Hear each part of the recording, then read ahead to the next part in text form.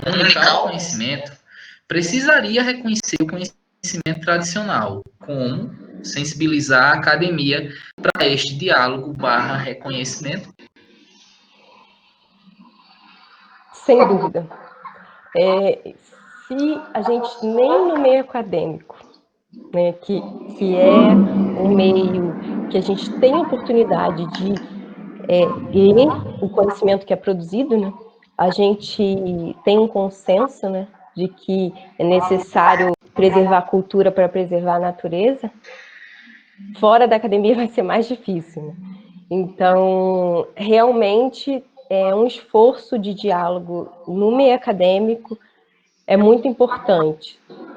O que eu tenho visto é que, pelo menos desde que eu comecei a trabalhar com isso, tinha muito mais resistência, até dentro da ecologia, principalmente das ciências naturais, né, como um todo, de considerar a cultura, o conhecimento tradicional para conservar, né? E eu tenho visto que cada vez mais, até pessoas que eu tinha debates e acadêmicos sobre isso, já estão se abrindo. Então, acho que a gente está num caminho de ampliar esse conhecimento, sim, e de valorizar cada vez mais o conhecimento tradicional. Tá claro? Perfeito. Tá Perfeito. certo. Então, eu acho que assim, dentro da... Há mais perguntas. Mas, tá bom, vamos lá.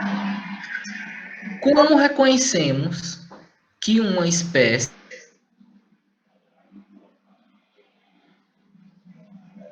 foi Adorei essa domesticada pergunta, em um ambiente porque ela natural? conecta com o que eu vou falar agora, que tem a ver com essa pergunta que está aí, né? Existe evidências, quais são as evidências das atividades humanas, se elas ainda persistem nas florestas atuais? Então, como que a gente identifica a domesticação, tanto de plantas de paisagem, nas florestas atuais, nos ambientes, né, mais naturais? Eu, de certa forma, busquei entender isso através de olhar para as comunidades de plantas na Amazônia, tá? E nesse eu pude colaborar, e ainda sou colaboradora dessa rede, que é uma rede de pesquisadores, chama Amazon Tree Diversity Network, que é uma rede de pesquisadores no mundo inteiro que fizeram inventários florísticos e florestais na Amazônia.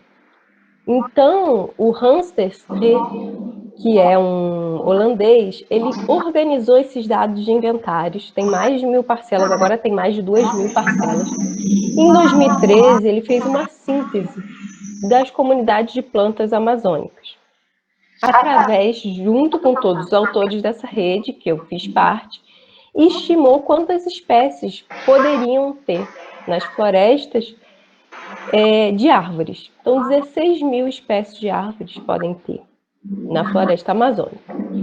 O que é interessante é, apesar dessa grande diversidade, então, as comunidades amazônicas são hiperdiversas, mas elas também são dominadas por poucas espécies.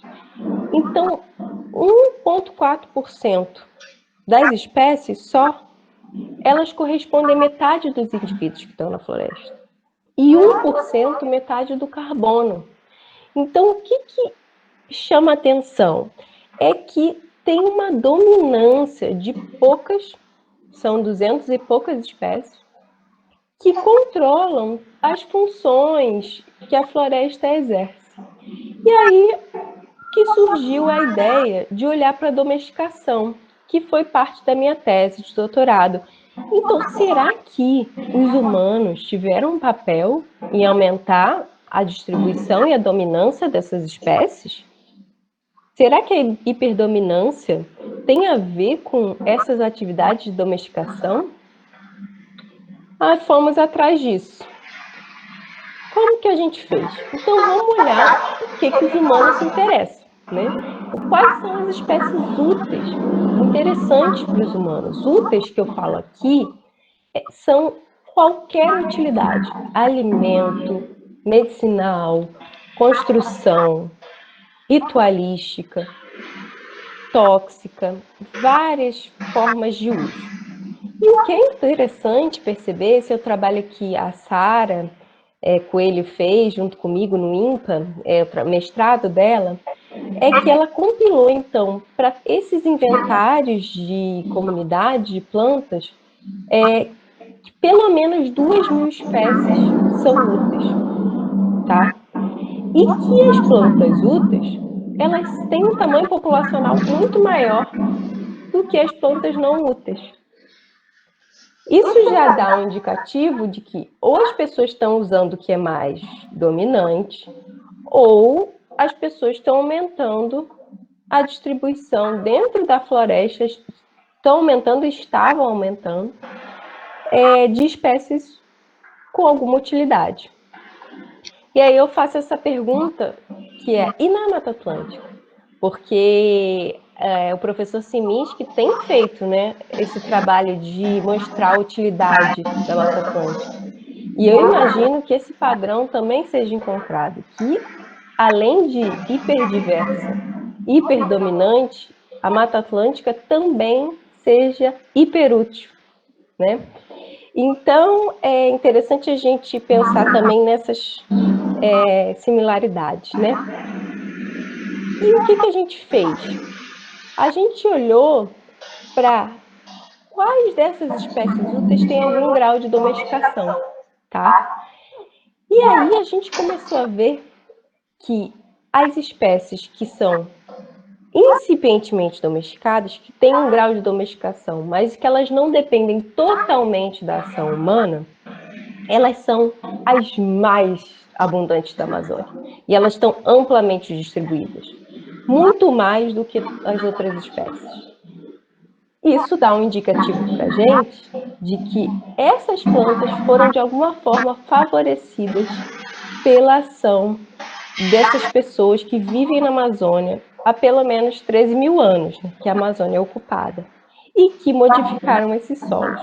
Então, isso foi uma grande visão que a gente teve, e a gente compilou, assim, 85 espécies, pelo menos, de árvores e palmeiras que têm algum grau de domesticação.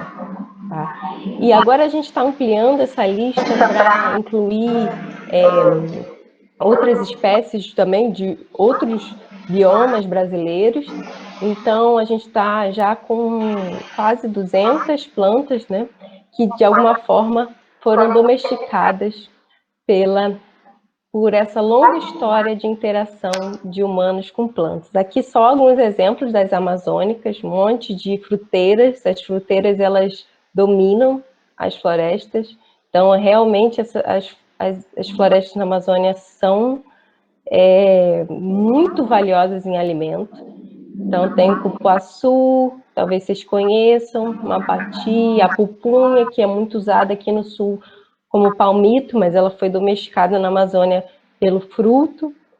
Biribá, que parece fruta do conde, é do mesmo gênero. Cacau, castanha, a seringa, o açaí, muitas outras, né?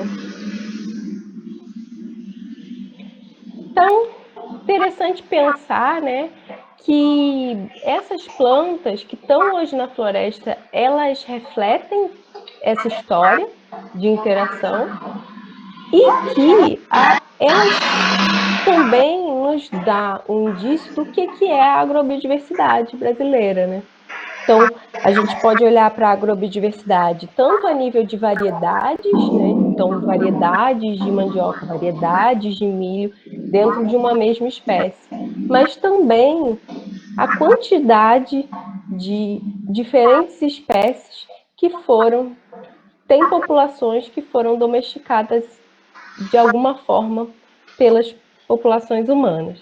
E dentro dessas espécies, também a gente pode pensar no nível da comunidade e da paisagem. O que é interessante é que nesse mapa a gente compilou um pouquinho de alguns exemplos de o que seriam essas plantas, onde elas estão, onde possivelmente é o centro de origem da domesticação.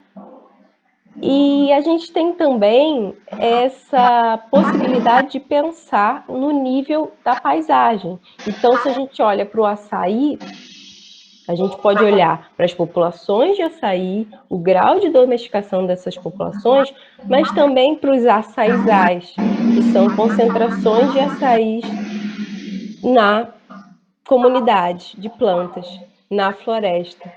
E essas concentrações, esses ais que a gente tem compilado e mostrado, que são os castanhais, os açaizais, os babaçuais, e aqui no sul, faxinais, ervais, as matas de araucária, são todas paisagens que concentram tanto essas plantas que passaram por processo de domesticação, quanto outras plantas que foram manejadas de alguma forma pelas populações humanas. Então, esses são os indicativos de permanência da atividade humana nas paisagens atuais. Tá tranquilo? Tem alguma dúvida? Tem uma série de perguntas.